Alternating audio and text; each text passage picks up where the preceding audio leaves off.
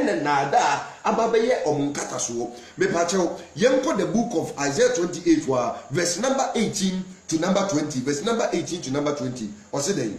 na moni owo apam no so bepepa ya me se men kan kire mo a mo se asama do haw ni ho ene mo a mo ni AK20 don pusha adonko ene na de oya adonko kra ni na sema mobo o be hwe the trend won be hwe the trend adonko ra mo kan kire ne mame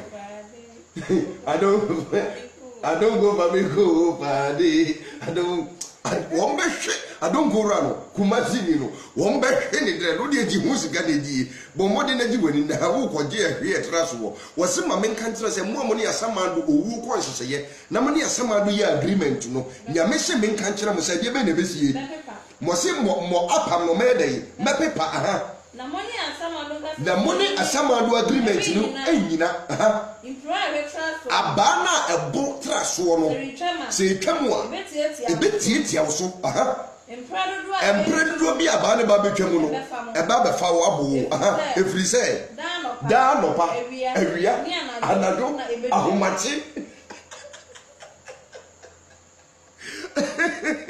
odi medicines ano me pesa wo rebe ho enjia ayasem se pa na me ka kire no wo se da no pa awia anado ene be dey aban be dey diwo ba we ba hwimo papa wo de montra ho ba asam amoche obehwimo papa muntie mafutu semi na muntie me nkwase asemi na munwane daboni na eba no na me sei se wokoso tena atronkyire no mu a mo Jehovah for mo sei me pato Isaiah wakin kan ma me bio amochi bunipa amochi me sei nkofo awi adonko mu wi ende wi amochi bu won me ka wo so nyini tie ni Isaiah ka wo se den na moni owo apam no ebepepa na moni asama do agreement no enyina aba hwetra so no se twam a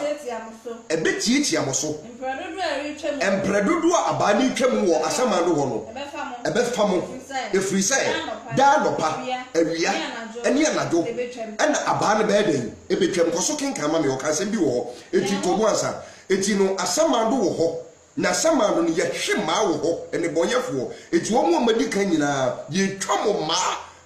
wo se adonko papa adonko rane de obehwe ni mama yenko bododo o mo toto gotemu ogana ha eti no aba no amochi o hwema eti se wo fa na onom sa no wansa kire no wu ya hwe no wo de make no efa ni serious verse 20 no se den na empa no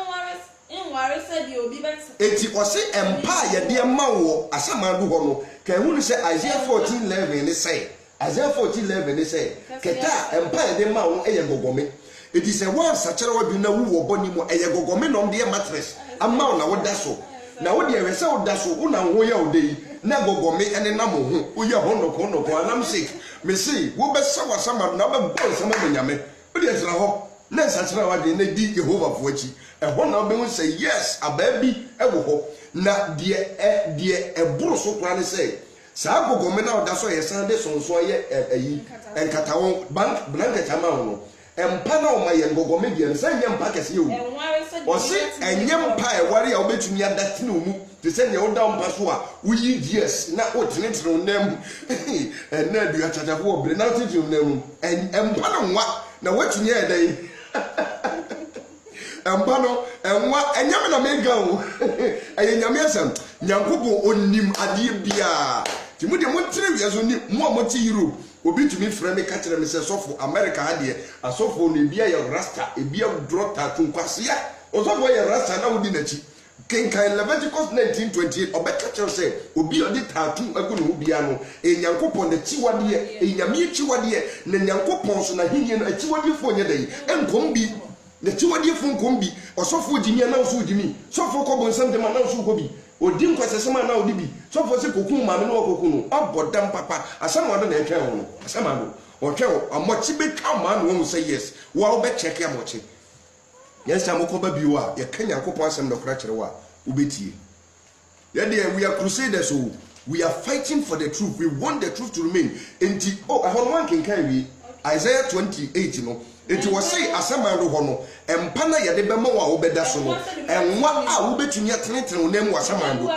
afei de ne kata wo saa sonso ne ye ntoma ye de kata wo so no aha ne de bua no sonso kantan ayi sonso no po ye de ama se fa ye ntoma no ayi te se de yama ntoma sin se fa kata wo na wo brem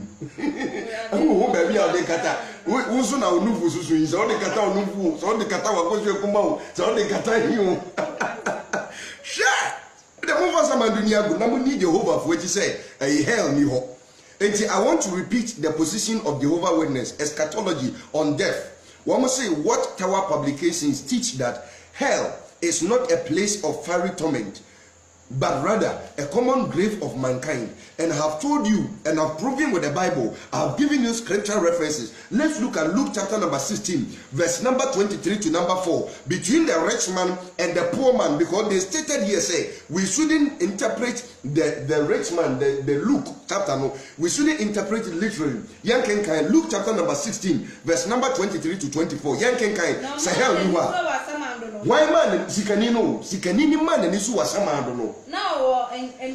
na owo eninyemu owo ahoyiremu aha na ohu Abraham echichi na ohu Abraham ewo achirichiri ne Lazarus se ochiri ane Lazarus se ochiri Abraham kukum na tie mu se ene wo tie mu frɛ Abraham se eja Abraham humi mmɔbɔ na soma Lazarus na onfa ne nsatia koye den enkobo nsuom na onfa medwudwom metekyerema na mi huama ne baabi a me wo ogyam frama ɔse den ogyam frama mo say hell is not a place of fiery torment. This is what Jehovah Witness is saying you, that hell is not a place of fiery torment, but the Bible is saying something different. So no can be different. So whom are we following? Are we following the word of God, and we are following a church doctrine? You have instituted for yourself a false doctrine. You are claiming a false religion for yourself. You have brought up a religion which is of your own kind and your own emotions, and you want people to go to hell. It is a money hell tomorrow. I'm telling you, say, you are taking all of them to hell. These are the words of God. And you.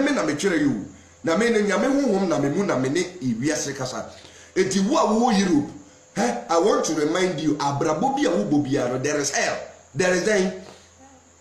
America for and just say and kwasia seme ko twiba bremanyina e ho na headquarters wo gay e wo ho be ma che ne nyonko be ma do shutu no to titini turu mu bi Jimmy wo de tra ho ne shutu nyonko to na ayi Ghana fo mienu UK e ma mienu lesbians na we akwa ware oba na ba kwa dress se be ma na je se ba ko yi okunu na ba ko yi oyire e na o ma ware kwasia fo